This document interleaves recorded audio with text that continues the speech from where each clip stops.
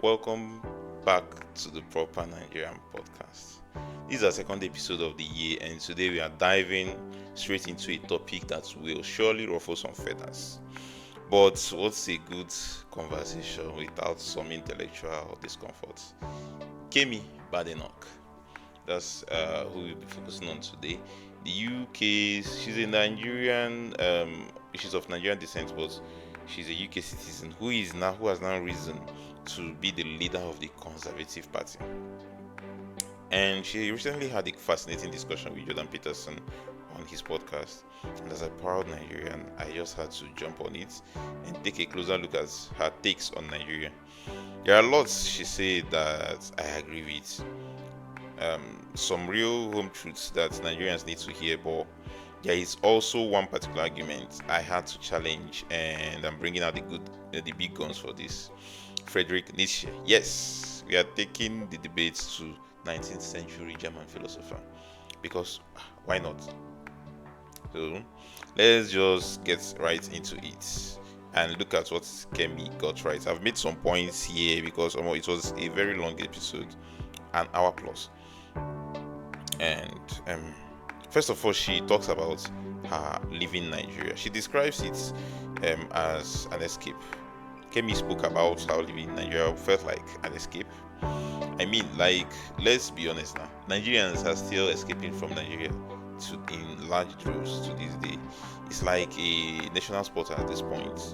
Japa season is all year round, and if you listen closely to every Nigeria International Airport, you can hear the whispered prayers of God, I beg, may this visa not expire.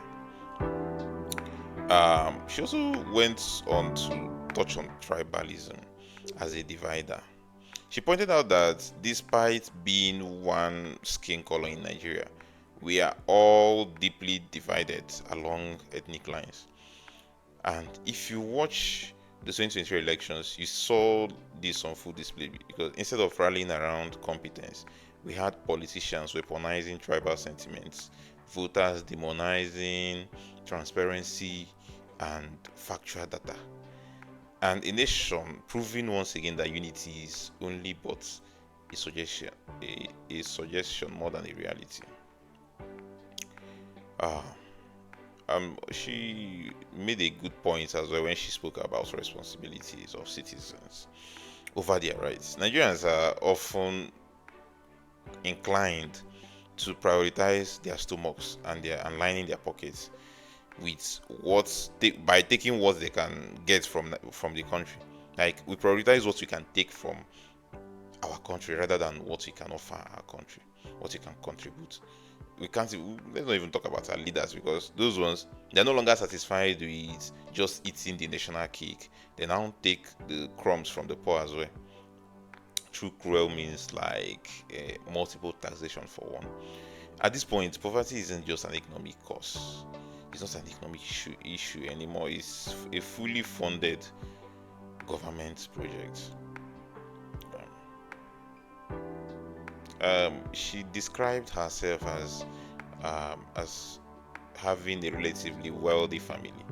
But the funny thing is that being wealthy in Nigeria just means buying your own water, generating your own electricity, securing your own life with private gas, and navigating an economy where losing a single paycheck for most Nigerians will throw them into irreversible financial ruin.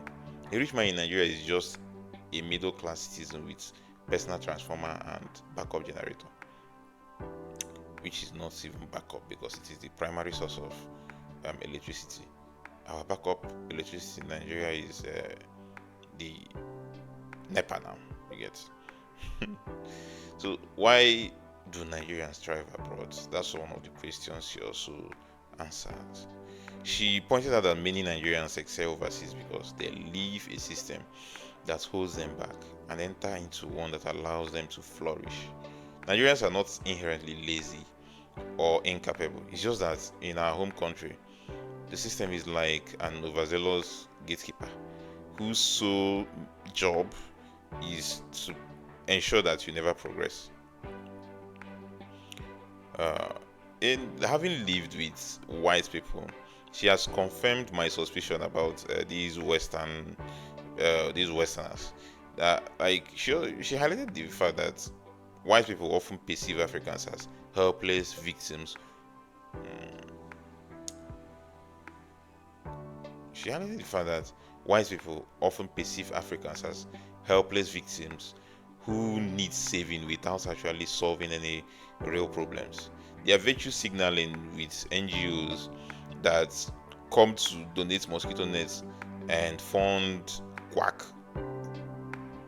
journalists that write favorable pieces for them without like what we actually need is an economic structure that prevents poverty in the first place. They will never do that.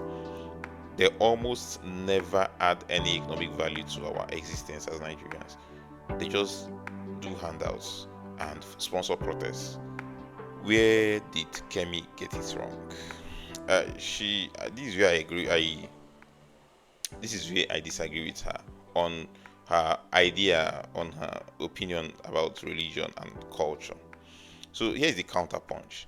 Kemi argued that religion is downstream from culture.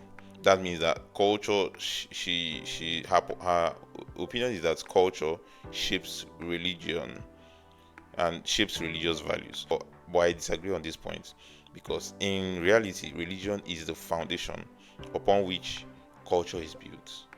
Ethics, values, traditions, they all emerge from our understanding of the divine. Nietzsche, in his famous declaration that God is dead, warned that without a divine authority, humanity will struggle to create its own values. But here is what Nietzsche and Badenoch both both miss. In Nigeria, God isn't dead. Our religious leaders have captured and taken him hostage. They have stripped him of his authority, dressed themselves in his robes, and now perform theatrics for personal gain. Nigerian pastors don't just preach, they fabricate miracles, endorse corrupt politicians on a regular, and run churches like multi-million-dollar corporations. We have successfully turned Christianity into the biggest stage play in Africa, and tickets aren't cheap at all. Instead of a culture influenced by sincere religious devotion, we have one driven by prosperity gospel theatrics, where people are more interested in the rewards of Christianity than its responsibilities. Western Christianity and Western Christians talk about duty, sacrifice, integrity. Ours is obsessed with financial breakthrough and fire for fire and prayer points. So, in conclusion, there is an urgent need in Nigeria, especially in the religious space. The real tragedy is that while religion should be shaping culture in a meaningful way, it has instead become an industry of deception. The solution: more intelligent and truthful conversations about faith. We need to stop accepting empty theatrics as spirituality and start demanding more from both our leaders and ourselves. So, to all my listeners, I leave you with this. If religion is the source of culture, then corruption of religion is the corruption of culture. And if we want a better Nigeria, we must first free God from the hostage situation that we've put him in. This has been the Proper Nigerian podcast. Until next time, stay critical and stay proper.